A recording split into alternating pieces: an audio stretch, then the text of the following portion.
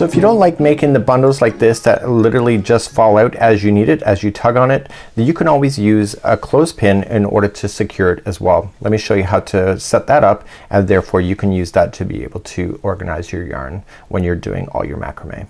So taking your clothespin just like you have, this is the end of the strand. This is the very last part. So this where it leads to is going right into the project itself. So all you're just going to do is just open up your clothespin and just put it down before it goes to this circle. So okay, so there you see it, and now you're going to take the remaining of this yarn and just like snugly or just securely just kind of wrap the rest of this. You don't want to wrap this to the point that you can't open up your clothespin.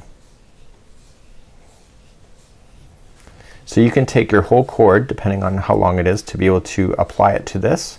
And then when you're satisfied with the length of it, all you just need to do is that you just have to open up your clothespin just like you see, and then just pull the strand through that open circle just like you see. So now your yarn strand can be held onto there, and as you need more yarn, just open it up and just pull a few, and then to lock it back in, just open it back up and just put it back inside.